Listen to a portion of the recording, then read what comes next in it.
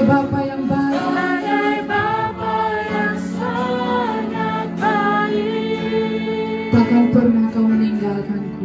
Takkan pernah kau meninggalkanku. Katakan ku kan menari.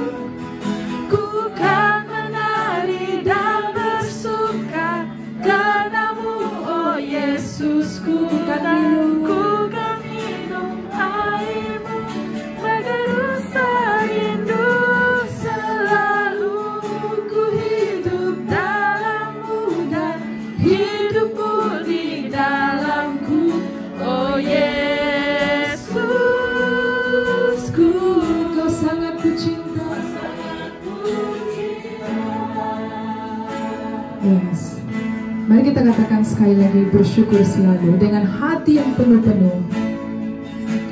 Bersyukur selalu Atas kasih-Mu, bagi kasih-Mu di dalam hidupku.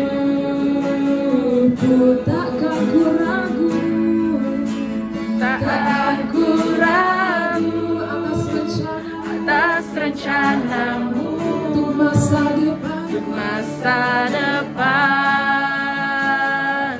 Sebagai Bapa yang baik, Sebagai Bapa yang baik, takkan pernah kau meninggalkanku. Sebagai Bapa yang sangat baik, takkan pernah kau meninggalkanku. takkan pernah kau meninggalkanku. Ku kan menari dan bersuka karenamu, oh Yesusku. Dan ku kan minum airmu, bergerusa rindu selalu. Ku hidup dalammu dan hidupku di dalamku, oh Yesusku. Katakan ku kan menari. Ku kan menari dan bersuka karenamu, oh Yesusku. Dan ku kan minum airmu, bergerusa rindu selalu. Ku kan hidup dalammu dan hidupmu di dalamku, oh Yesusku. Oh Yesusku, Oh Yesusku, katakan oh Yesusku. oh Yesusku, Katakan oh Yesusku. oh Yesusku. Kau sangat kucinta. Kau sangat kucinta. Haleluya. Yesuslah benar. Engkau adalah Bapa yang sangat kami cinta. Terima kasih Tuhan. Oh Yesusku, Kau sangat kucinta. Haleluya. Haleluya. Kami bersyukur selalu atas kebaikan-Mu Bapa. Pada pagi ini Tuhan, kami datang di hadapan-Mu. Kami menyembah, kami memuji, kami mengagungkan nama Engkau pada pagi ini Tuhan. Meskipun di dalam keadaan yang seperti ini Tuhan, ini menjadi kekuatan untuk kami terus memuji dan menyembah Engkau. Terima kasih Tuhan. Haleluya, haleluya, haleluya. Haleluya. Oke, sekarang kita akan masuk ke dalam pujian kita, Oleh Darah Anak Domba. Terus kita akan menari Yesus Kekasih Jiwaku. Pagi ini kita bebas menari ya. Sekarang telah tiba.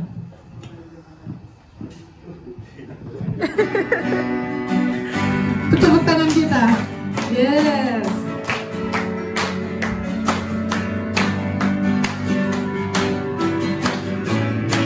Sekarang telah tiba.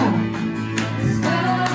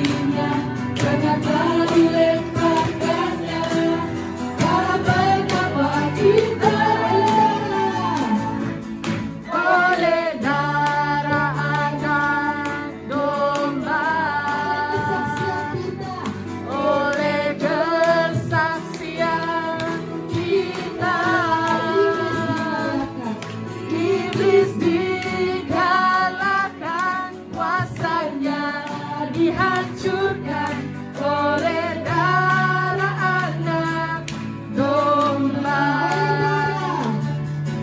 Oleh darah anak domba. Oleh kesaksian kita,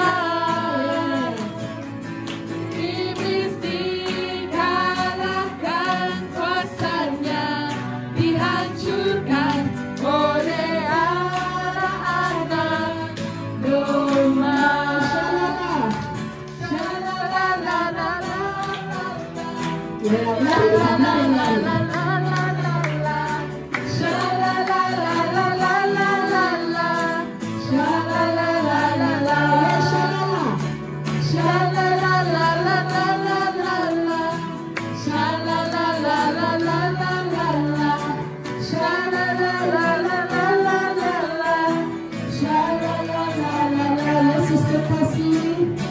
Yesus kekasih jiwaku, sungguh percaya padamu. Karena kasihmu padaku,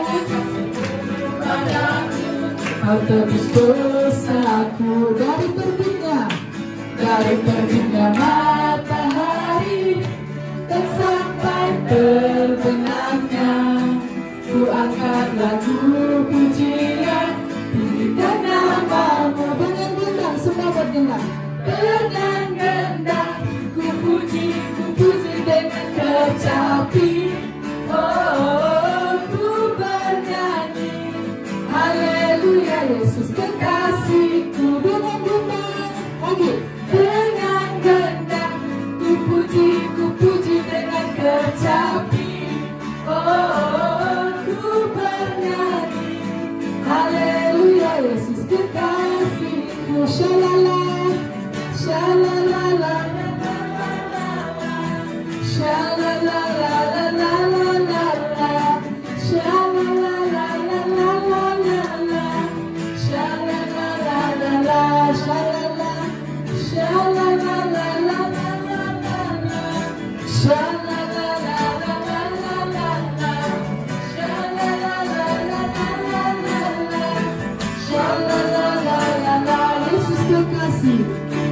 Yesus kekasih jiwaku, sungguh ku percaya padamu.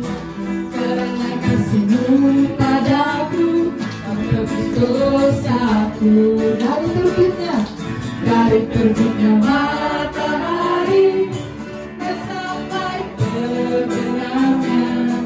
Ku angkat lagu pujian, tinggikan namamu dengan gendang. Dengan gendang ku puji dengan kecapi. Oh, ku bernyanyi haleluya, Yesus kekasihku. Dengan gendang ku puji dengan kecapi. Oh, ku bernyanyi haleluya, Yesus kekasihku. Ku bernyanyi haleluya, Yesus kekasihku. Ku bernyanyi haleluya, Yesus kekasihku. Haleluya, beri kemuliaan untuk Tuhan. Jadi sebelum kita masuk ke acara seterusnya, sekali lagi kita akan menyembah Tuhan. Kita akan katakan bersama dengan Dia ada kekuatan kita.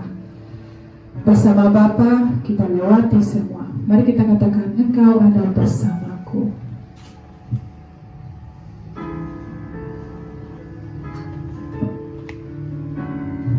Haleluya. Dalam apapun situasi kita, situasi sekarang ini, kita tetap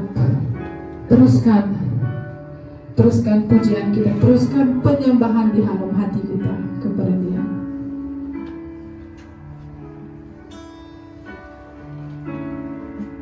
Engkau ada.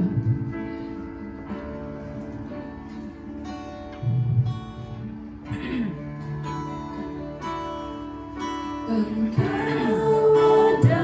bersamaku di setiap musim hidupku.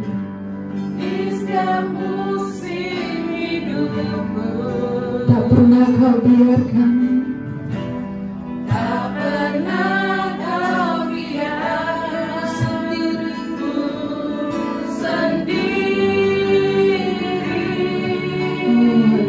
kekuatan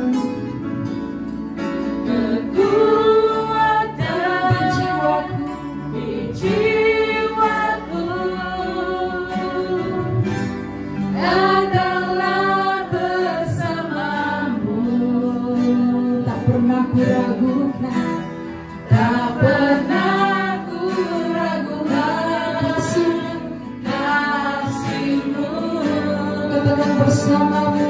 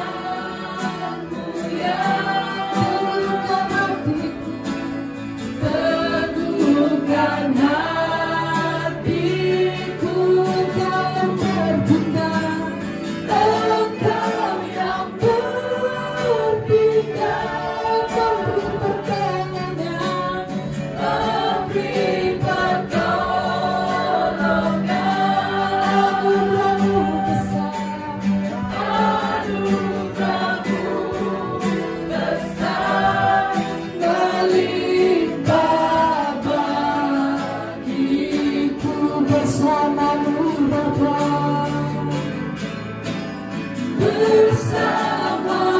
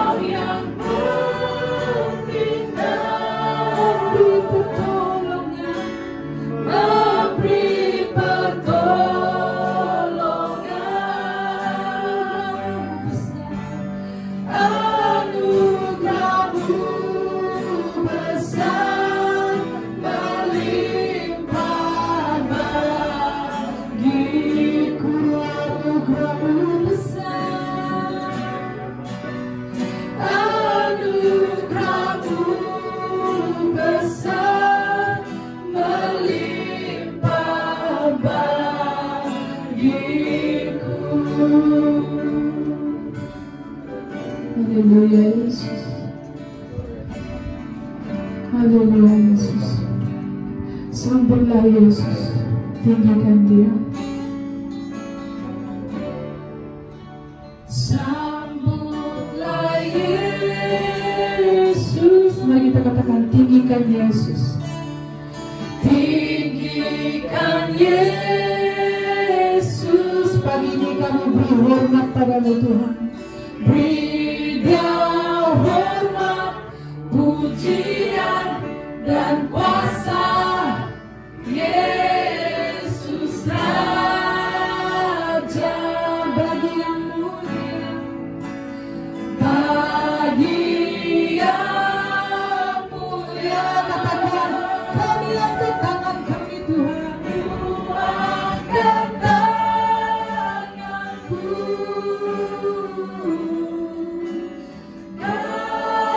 ku puja, ku cinta, ku sembah. Haleluya. Sekali lagi, haleluya Yesus. Mari kita sambutkan Yesus. Sambutlah Yesus. Mari kita teruskan penyembahan kita. Kita teruskan menyembah Dia pada pagi ini. Yes, Lord. Teruskan sebab pada saat ini Roh Kudus mulai tengah-tengah pada pagi pujian dan kuasa Yesus saja. Bagi yang mulia, ku angkat tangan, ku angkat tanganku,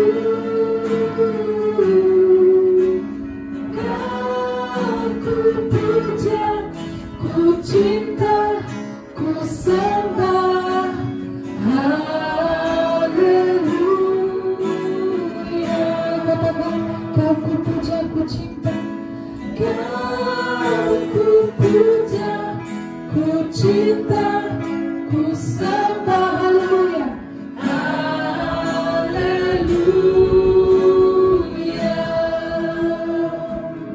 Terima kasih Tuhan. Kami sambut kehadiran-Mu pada pagi ini Tuhan. Kami tinggikan, kami sambut-Mu Tuhan. Kami tinggikan-Mu Tuhan. Oh haleluya, kami rasakan Roh Kudus-Mu bekerja pada saat ini Tuhan, di tengah-tengah kami pada saat ini. Kami tidak tahu Tuhan apa situasi yang akan kami hadapi selepas ini, tapi kami percaya Tuhan, dengan apapun situasi yang ada pada saat Tuhan, itu akan menjadi kekuatan untuk kami. Teruskan kekuatan untuk kami, teruskan pujian dan penyembahan kami. Terima kasih Tuhan, haleluya. Terima kasih Tuhan, terima kasih Roh Kudus atas kehadiran-Mu. Teruskan, haleluya. Terima kasih, dalam nama anak Yesus Kristus kami berdoa dan mengucap syukur dan menyembah-Mu. Amin. Terima kasih.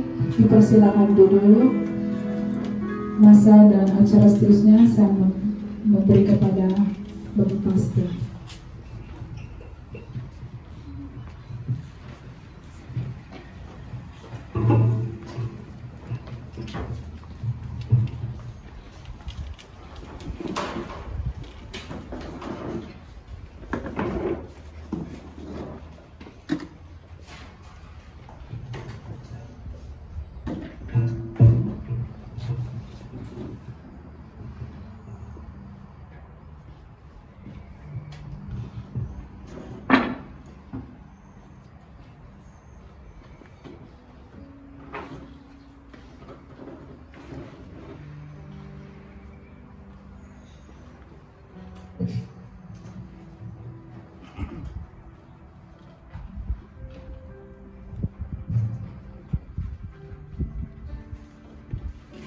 Kita dalam keadaan yang santai, dengan telur tegang, kita santai saja. Dengan angin yang begitu membuatkan kita rasa ngantuk, ya. Tapi kita jangan turut dibuai oleh angin yang sangat sejuk ini. Oke, Shalom dan selamat pagi untuk kita semua. Jadi untuk makluman kita, sebentar kita akan menghadap meja Tuhan dengan acara perjamuan suci. Dan pastikan kita telah menyediakan air dan roti kita masing-masing. Oke.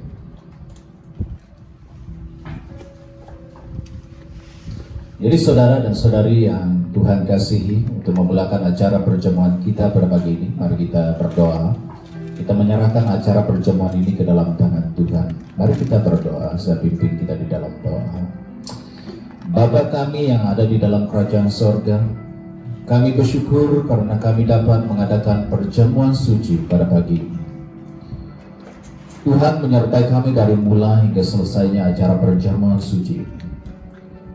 Tuhan berkati dan urapi hamba-Mu yang akan mengendalikan perjamuan suci ini, agar melalui perjamuan ini kami akan mengingatkan tentang kasih-Mu di atas kayu salib. Terima kasih Yesus karena Engkau telah mati bagi kami dan darah-Mu telah menyucikan kami. Darah-Mu memberikan kehidupan dan darah-Mu menggantikan kami sebagai korban tebusan. Syukur ya Bapa di atas segala pengampunan dan penyucian-Mu terhadap dosa kami. Karena anugerah-Mu kami hidup dan diselamatkan. Tuhan berkati firman-Mu yang sebentar kami akan baca, agar melalui firman Tuhan ini kami diperingatkan tentang kasih yang Engkau kerjakan dengan bertujuan untuk memperdamaikan kami dengan Allah dan menyelamatkan kami dari segala kutuk dosa. Terima kasih Bapa, ini doa kami. Di dalam nama Tuhan Yesus Kristus kami sudah berdoa. Semua anak Tuhan katakan amin. Nah, saudara dan saudari yang Tuhan kasih, mari kita sama-sama membaca firman Tuhan dari Injil Matius bab yang ke-26 ayat 26 hingga yang ke-25. Firman Tuhan yang berkata demikian. Dan ketika mereka sedang makan, Yesus mengambil roti, mengucap berkat, memecah-mecahkannya, lalu memberikannya kepada murid-muridnya dan berkata, ambillah, makanlah, inilah tubuhku. Sesudah itu ia mengambil cawan, mengucap syukur, lalu memberikannya kepada mereka dan berkata, minumlah kamu semua dari cawan ini, sebab inilah darahku, darah perjanjian yang ditumpahkan bagi banyak orang untuk pengampunan dosa. Nah, saudara-saudari yang Tuhan kasihi, Tuhan Yesus ingin agar kita memperingati Dia dengan mengambil bahagian dalam perjamuan suci ini. Dengan cara yang sederhana, perjamuan ini melambangkan bagi kita arti kematian Kristus. Roti melambangkan tubuh Kristus yang telah disalibkan karena dosa kita, dan air pula melambangkan darah Kristus yang telah mengalir untuk pengampunan atau penyucian dosa kita. Sebagai langkah mempersiapkan diri kita sebelum kita mengambil perjamuan suci ini, mari kita terlebih dulu menguji diri kita sendiri di hadapan Tuhan. Mari kita mengakui segala dosa kita, jika ada dosa yang belum kita akui di hadapan Tuhan. Mari kita sama-sama mengakui tubuh Kristus. Kita mengakui bahwa Dialah Yesus telah mati dan dibangkitkan dari kematian. Dia telah menebus kita dari segala dosa kita. Dan kita harus memastikan ada persekutuan baik dengan Tuhan dan juga saudara-saudara yang lain. Jangan ada rasa dendam, iri hati, kemarahan dalam hati kita. Tapi mari kita datang kepada Tuhan, mohon pengampunan di hadapan Tuhan. Nah, saudaraku, sebelum kita mengambil makan roti dan minum air ini, terlebih dulu mari kita berdoa, kita serahkan hati kita dan roti dan air juga ini ke dalam tangan Tuhan. Bapa di sorga, kami datang kepada-Mu sekali lagi menyerahkan air dan roti yang akan kami makan dan minum. Tuhan, sucikan dan kuduskan melalui semuanya ini, dapat memberikan kekuatan bagi kami mendapat tubuh yang sehat. Dan juga kami mengingati bahwa begitu besar pengampunan dan pengorbanan di atas kayu salib untuk kami 2000 tahun yang sudah. Terima kasih Tuhan, ini doa kami yang kami angkatkan hanya dalam nama Yesus Kristus Tuhan yang menjadi juru selamat kami. Amin. Jadi saya minta jemaat Tuhan, mari kita sama-sama berdiri. Kita sama-sama berdiri, kita mengambil roti kita masing-masing.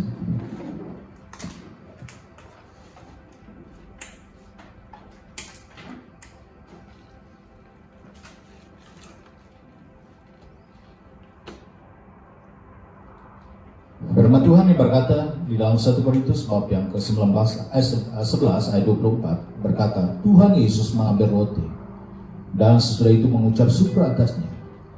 Ia memecah-pecahkannya dan memberikan kepada muridnya sambil berkata, inilah tubuhku yang diserahkan bagi kamu. Perbuatlah ini menjadi peringatan akan aku. Mari kita sama-sama makan.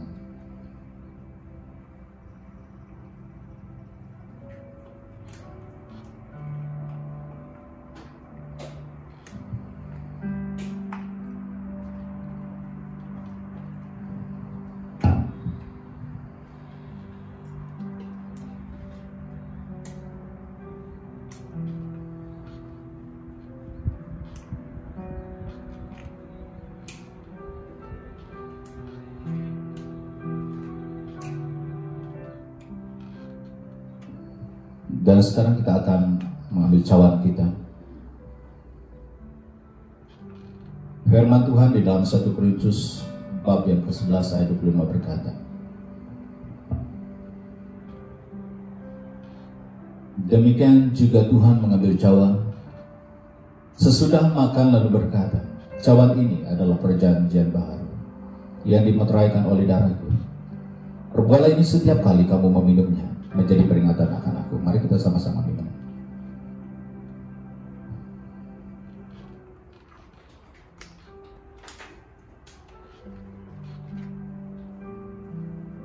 Saudara dan saudari, setiap kali kamu makan roti ini dan minum dari cawan ini, kamu memberitakan kematian Tuhan sampai Dia datang. Jemaat Tuhan, mari kita sama-sama berdoa. Bapa, kami telah selesai menjalankan acara perjamuan suci pada pagi ini. Berkatilah semua jemaat Tuhan yang mengambil bahagian di dalam perjamuan ini. Baik kami yang ada di gereja dan mungkin ada di rumah yang sedang mengadakan acara perjamuan pada pagi ini. Tuhan berkati kami. Dan terima kasih Tuhan atas penyertaan-Mu di dalam acara ini. Bapa, sebentar kami ingin belajar pada firman-Mu. Tuhan berkati dan urapi hamba-Mu yang akan menyampaikan firman-Mu. Dan lindungi hamba-Mu di belakang salib di sepanjang pemberitaan firman-Mu ini. Tuhan, apa yang hamba-Mu sampaikan kepada jemaat-Mu ini, jangan ianya dari keinginan hamba-Mu sendiri, tetapi daripada keinginan Tuhan. Tuhan, hamba-Mu ingin agar firman Tuhan ini akan meneguhkan, menguatkan, dan memperbaharui kehidupan iman kami, agar kami semakin matang dalam kehidupan iman kami. Berkati kami yang mendengar firman-Mu ini, agar kami dapat memahami apa yang firman-Mu katakan kepada kami, sehingga selesai pemberitaan firman-Mu ini. Tuhan, hamba-Mu serahkan seluruh jemaat-Mu di mana saja mereka berada. Kalau hati mereka, sembuhkan mereka yang sakit. Berikan penghiburan bagi mereka yang dalam kesusahan. Dan berikan kekuatan bagi mereka yang sekarang berhadapan dengan berbagai masalah di dalam kehidupan mereka. Kami percaya di dalam nama Tuhan Yesus, kuasa mukjizat akan nyata di tengah-tengah jemaat-Mu sekarang. Terima kasih Tuhan, karena Engkau telah mendengar doa kami. Dan semua doa ini kami serahkan hanya di dalam nama Tuhan Yesus Kristus. Kami sudah berdoa. Amin. Silakan duduk.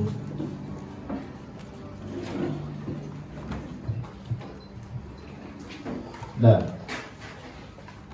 Bapak Ibu Saudara-saudari yang Tuhan kasihi, sesuai dengan tema firman Tuhan kita pada pagi ini, kesetiaan menurut perspektif kita. Jadi pada pagi ini kita praktik kesetiaan kita.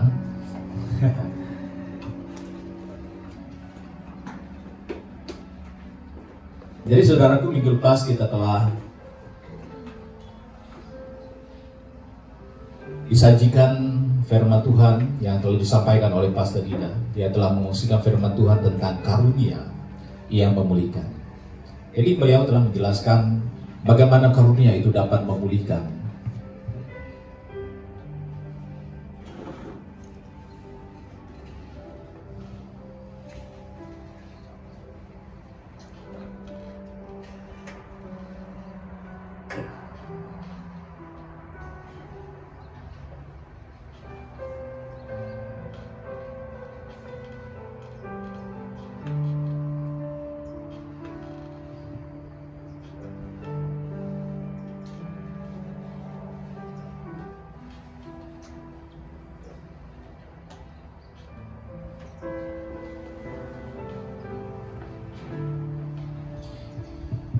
Jadi terdapat 3 perkara yang ia telah jelaskan sesuai dengan firman Tuhan yang diambil dari 1 Petrus bab yang keempat ayat 7 hingga 11. Dikatakan di sana bahwa karunia yang memulihkan adalah karunia yang disertai dengan doa. Yang kedua, karunia yang disertai dengan mengasihi, dan yang ketiga, karunia disertai dengan melayani. Tapi pada pagi hari ini saya ingin mengungsikan firman Tuhan yang bertajuk kesetiaan menurut perspektif Alkitab. Jadi pertama kita akan melihat apakah makna setia. Setia yang bermaksud berpegang teguh pada janji, pendirian, dan sebagainya, ataupun patuh atau taat. Makna setia juga adalah tetap dan teguh hati, berpegang teguh dalam perjanjian, pendirian, dan janji. Kesetiaan adalah sebuah prinsip yang sangat penting dalam kehidupan orang percaya sehari-hari. Kesetiaan dapat kita lihat dalam kesediaan kita membela atau menolong orang lain, mengasihi, dan kesediaan untuk tidak meninggalkan pihak lain. Jadi sebagai contoh, Yesus setia sampai mati untuk mengasihi semua orang. Tidak ada satu manusia pun ditinggalkan oleh Yesus. Yang walaupun manusia masih dalam keadaan berdosa, tetapi dia tetap menerima kita. Roma pasal 5 ayat 8 berkata, akan tetapi Allah menunjukkan kasih-Nya kepada kita oleh karena Kristus telah mati untuk kita ketika kita masih berdosa. Tuhan tidak pernah meninggalkan kita. Justru dalam kita melakukan dosa, Yesus mati untuk kita. Yesus menebus kita dari segala dosa kita. Kristus sangat setia pada Bapaknya, dan dia mengikuti apa yang Bapa punya kehendaki untuk ia kerjakan. Dia tidak membantah atau menunggu sehingga kita bertobat dan berbuat baik baru dia mati untuk kita. Tetapi saat kita melakukan dosa, dia katakan kepada Bapa, iya saya sanggup untuk melakukan dan mengorbankan diri untuk umat Tuhan dan untuk dunia ini. Nah, kesetiaan adalah sifat penuh iman, dan kesetiaan juga merupakan salah satu daripada sifat Allah. Kesetiaan Allah, ia mengerjakan segala sesuatu dengan setia, dan dia tidak membiarkan dan meninggalkan kita. Di dalam kehidupan kita sehari-hari, kesetiaan sangat diperlukan di dalam hubungan dengan Tuhan dan sesama kita. Setiap keluarga Kristen perlu memiliki sikap setia di dalam kehidupan mereka berumah tangga. Karena apabila kesetiaan itu menjadi pudar, maka cenderung terjadinya kekacauan di dalam hubungan suami istri, dan tidak sedikit suami dan istri berhadapan dengan perceraian. Karena sikap setia yang membuat hubungan sebuah keluarga atau suami istri dapat bertahan sampai akhirnya. Dan kesan kesetiaan ini membuat kita dapat menerima segala kelemahan dan kekurangan masing-masing. Kesetiaan termasuk salah satu daripada sifat daripada 9 buah roh yang dituliskan Paulus dalam suratnya kepada jemaat di Efesus. Dan kitab Ulangan pasal 28 ayat 1 mengatakan bahwa Tuhan Allah akan mengangkat kita di atas segala bangsa yang ada di bumi jika kita mendengar baik-baik suaranya dan melakukan dengan setia segala perintahnya. Dan di dalam Ulangan pasal 28 ayat 13 hingga 14 juga berkata, Tuhan akan mengangkat kita menjadi kepala dan bukan ekor, dan dibuatnya kita terus naik bukan turun jika kita melakukan perintahnya dengan setia. Jadi kita aminkan firman Tuhan bahwa Tuhan akan mengangkat engkau bukan menjadi ekor, tetapi Tuhan mengangkat engkau menjadi kepala jika kita melakukan perintah Tuhan itu dengan setia. Jadi kita akan melihat sikap kesetiaan menurut Alkitab, menurut perspektif Alkitab. Yang pertama, dikatakan bahwa tidak menyimpang ke kanan dan ke kiri. Kita harus tetap mengikuti jalan yang lurus yang dikehendaki oleh Bapa kepada kita. Kitab Ulangan pasal 5, 31-33 juga berkata, tetapi engkau berdiri di sini bersama dengan aku, maka aku akan hendak mengatakan kepadamu segenap perintah, yakni ketetapan dan peraturan yang harus kau ajarkan kepada mereka, supaya melakukannya di negeri yang kuberikan kepada mereka untuk dimiliki. Maka lakukan semuanya itu dengan setia, seperti yang diperintahkan kepadamu oleh Tuhan Allahmu. Jangan menyimpang ke kanan dan ke kiri. Nah, firman Tuhan juga mengingatkan kita untuk melakukan ketetapan dan peraturan Allah dengan setia. Dan hendaklah jangan kita menyimpang ke kanan dan ke kiri, agar lanjut umur di negeri yang kita duduki. Tuhan Allah berfirman kepada Musa dan disampaikan kepada orang-orang Israel, supaya mereka jangan menyimpang ke kanan dan ke kiri. Lakukan ketetapan Tuhan dan lakukan perintah dan peraturan Allah dengan setia, maka mereka akan diberkati oleh Tuhan. Yang kedua, sikap kesetiaan menurut Alkitab bertahan sampai garis akhir. Bertahan sampai garis akhir yang dimaksudkan adalah taat sampai akhir kehidupan kita. Walaupun kita berhadapan dengan berbagai kekangan, halangan dalam kehidupan kita, namun kita tetap melaluinya dengan setia. Kita Wahyu pasal 2 ayat 10 berkata, jangan takut terhadap apa yang harus engkau derita. Sesungguhnya iblis akan melemparkan beberapa orang di antaramu di dalam penjara supaya kamu dicobai, dan kamu akan beroleh kesusahan selama 10 hari. Adalah engkau setia sampai mati, dan aku akan mengurniakan kepadamu mahkota kehidupan. Aku akan mengurniakan kepadamu mahkota kehidupan jika engkau setia di hadapanku. Nah, firman Tuhan ini mengingatkan kita supaya kita setia sampai akhir hidup kita.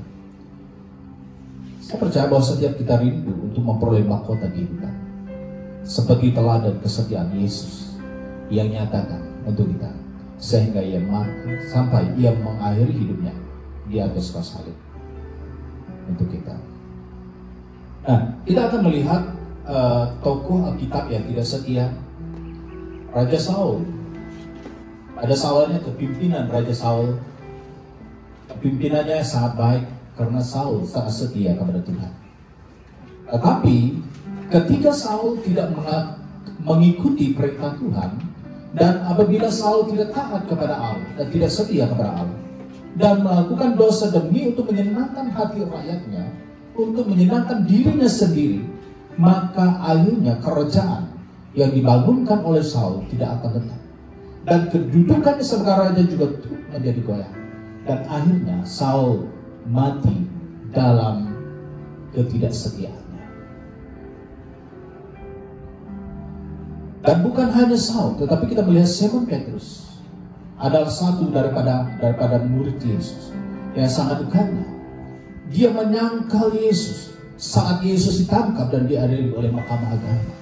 Dia berkata, dia tidak mengenal Yesus dan dia tidak mengakui dia adalah murid Yesus. Tokoh yang tidak setia yang boleh kita lihat dan yang kita pelajari, Simon adalah murid Yesus yang terdekat.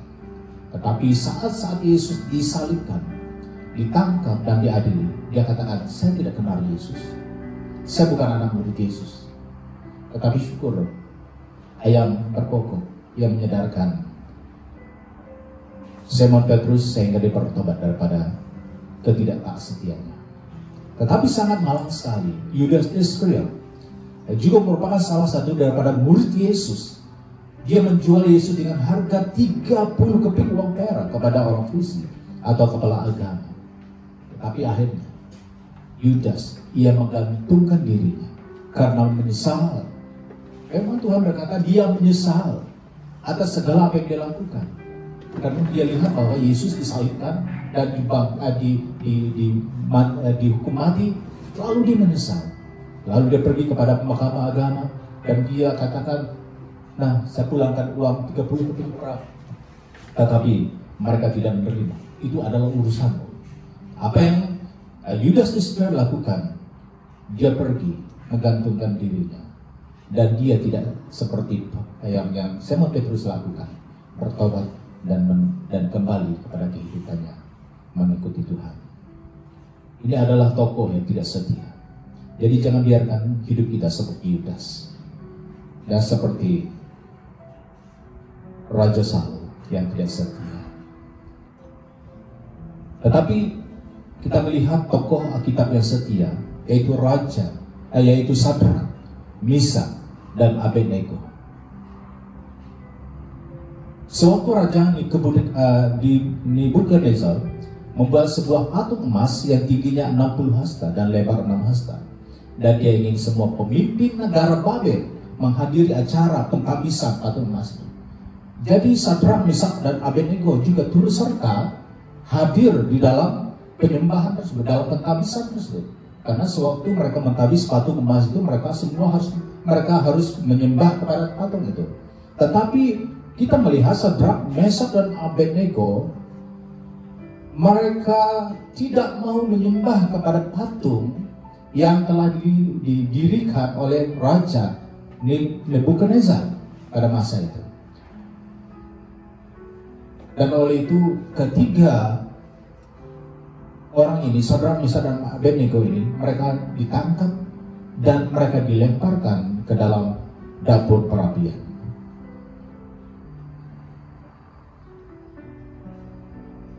Jadi hanya Mishael dan Azaria, yaitu Sadrak, Meshach, dan Abednego, karena mereka tidak menyembah kepada berhala yang dilakukan oleh raja, dan oleh itu dia dilemparkan, karena mereka lebih memilih untuk setia kepada Allah